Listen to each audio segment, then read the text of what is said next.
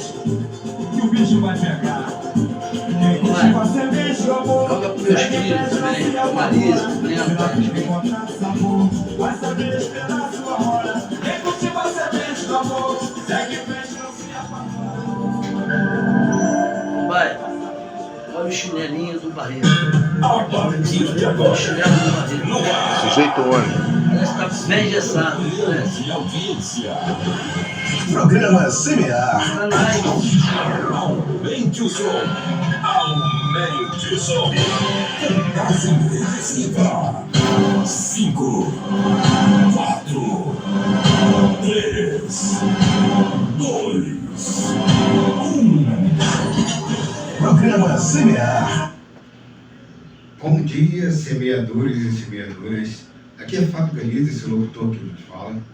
Agradecendo a Deus pelo dia de hoje, por mais esse programa que tem o objetivo de formar e informar a todos vocês, trazendo hoje o nosso Arnaud da Academia de Realengo. Por favor, Arnaud, pode se apresentar, por favor?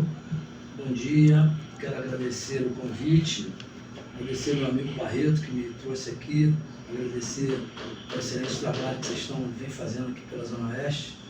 É um prazer estar aqui. Estou aqui para tentar mandar a mensagem, enviar a mensagem sobre saúde, sobre qualidade de vida, aquilo que eu faço há 40 anos, né, como ex-atleta, como professor de educação física e como proprietário de uma academia, né, há tantos anos, onde eu trato tanto de jovens quanto de crianças e idosos, né? Então, estou à disposição. Pode falar um pouquinho mais como tudo isso aconteceu na sua vida? Como isso chegou assim para você? Meu pai foi atleta do Bangu, minha mãe foi a dona Marinha, né, a senhora Taliba. O meu pai foi atleta, minha mãe fez parte do primeiro jogo de futebol feminino no Brasil, né? O primeiro jogo feminino no Brasil foi na década de 40 e a minha mãe fazia parte de um time de futebol feminino que foi estrear o Pacaembu. Na ocasião, inclusive, foi reclamado com o presidente Getúlio Vargas que as mulheres estavam jogando futebol. Isso é uma história, né, que precisa ser contada.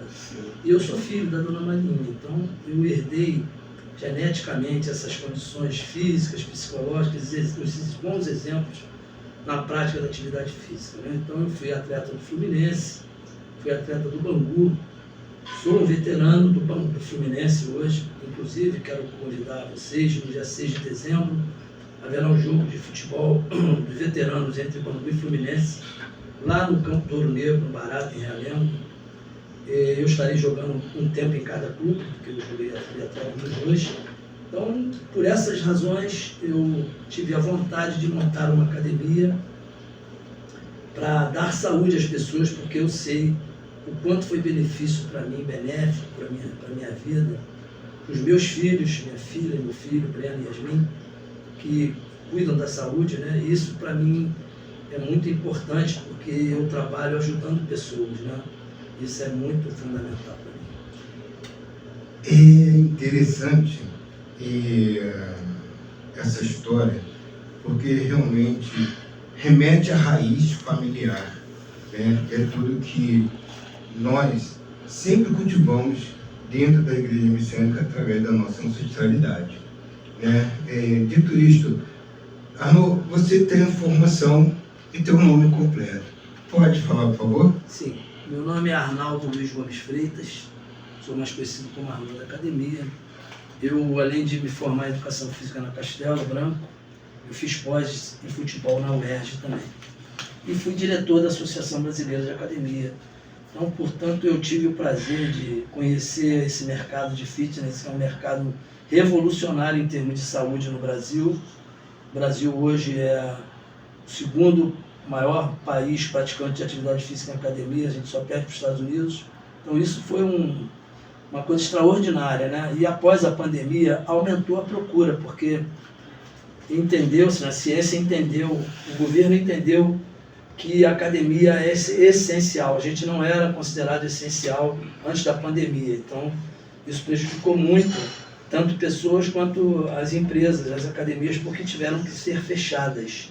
Hoje existe um movimento e a gente conseguiu a conquista da essencialidade, portanto hoje numa próxima, Deus que me perdoe, mas se um dia tiver uma pandemia, a gente não vai ter que fechar, porque a gente é considerado essencial.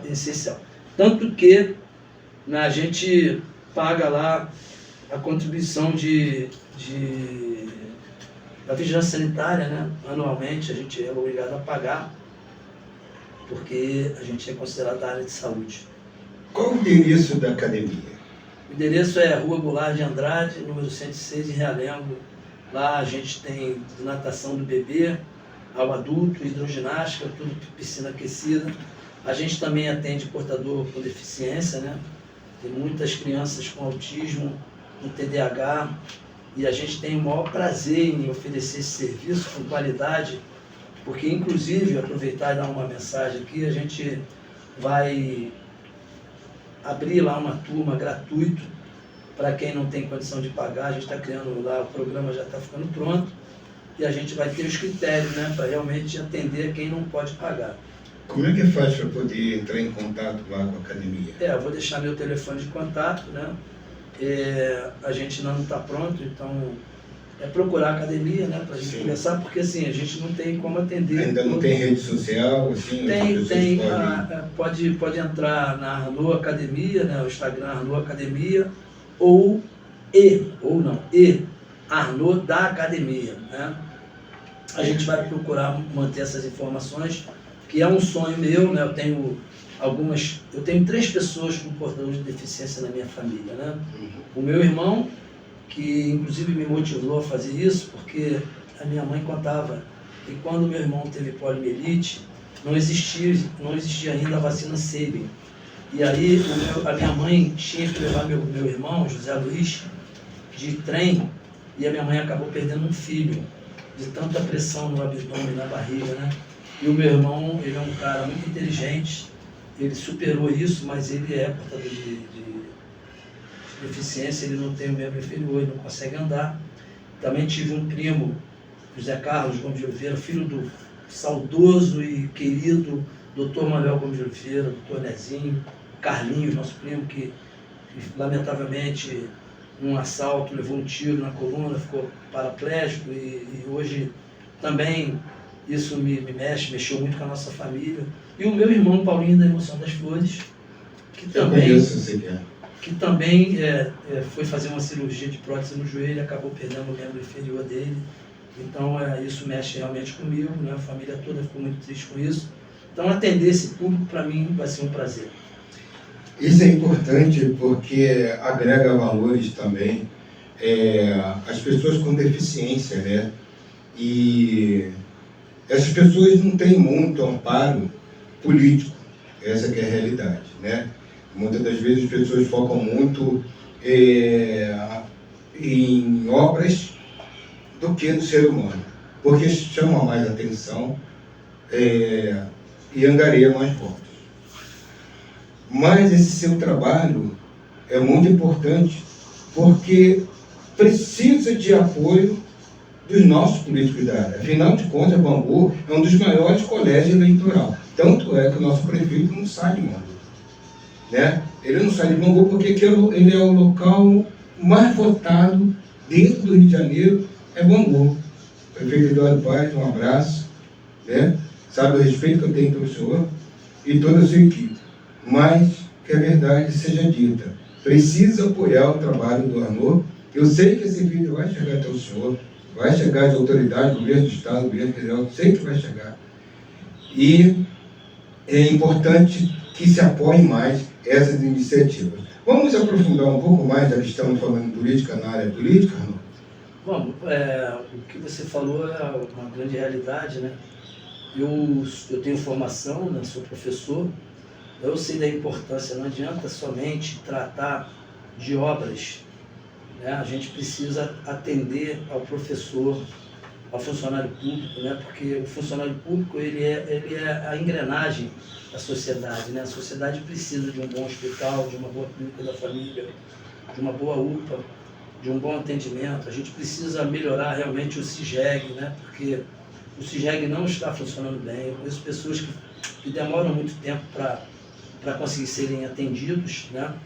Então, a questão do portador de deficiência é uma briga que a gente tem que ter, né?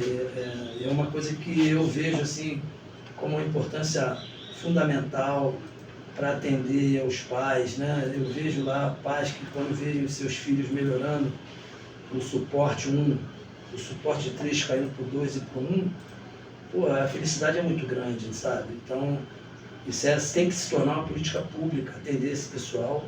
E eu, com certeza, vou estar sempre brigando por isso, tentando fazer um pedacinho.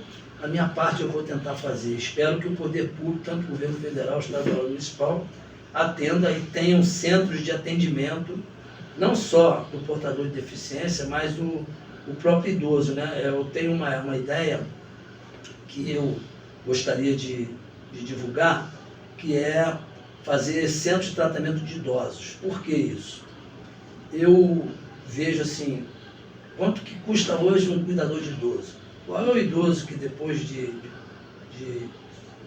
não estar mais trabalhando, tem condição financeira de ter um cuidador de idoso? Então o que acontece é que o filho casa, vai embora e o idoso fica dentro de casa. A gente tem que criar centros de atendimento de idosos, para que a gente tenha fisioterapeuta, terapeuta ocupacional, professor de educação física, médico, e dê alegria a esse povo pobre que não tem condição de pagar. E vamos em frente, que a vida não para, e o tempo não espera. Você tem alguns projetos que você me falou sobre educação, sobre escola técnica, e assim por diante. Pode refinar um pouquinho mais sobre essa sua ideia? Sim, sim. Muito bom a sua pergunta, né, a sua colocação. Em janeiro de 2023, eu resolvi brigar, né? Não vou dizer brigar, mas reivindicar de forma educada, de forma organizada, com planejamento estratégico, o final das enchentes em Realengo. Porque realmente eu acho que o grande problema do bairro hoje, não só de Bangu, de Realengo, mas de Bangu, de quase todo o Rio de Janeiro hoje,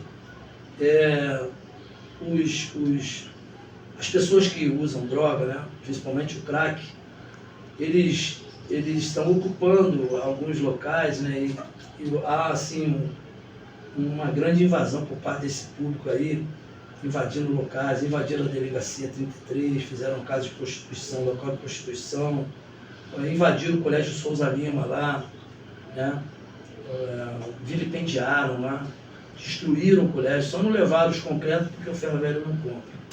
Então, diante de todos esses problemas, nós também conseguimos construir lá um colégio cívico-militar, atendendo aí a 1.000 jovens em horário integral. Eu tive que procurar o governo do estado, então a gente procurou enchente, fizemos um grupo uma associação de moradores, né? Formamos uma comissão de moradores, de pessoas que não recebem dinheiro de nenhum político, né? Nos organizamos, chamado Movimento SOS Realengo contra as Enchentes pela Segurança Pública. Conseguimos chamar a atenção do prefeito Eduardo Paz, que nos atendeu. Foi o único prefeito nesse tempo todo que atendeu, e a gente conseguiu a liberação de recursos de 123 milhões de reais através do Ministério das Cidades. E está sendo construído lá uma obra grande que vai mexer com o saneamento básico, né? E aí, consequentemente, mexe com a saúde pública, mexe com a questão da mobilidade urbana, mexe com a questão da economia, porque o comerciante passa a poder trabalhar em paz em época das grandes chuvas, né? As pessoas não perdem seus utensílios dentro das suas casas. Enfim, vai ser um projeto maravilhoso.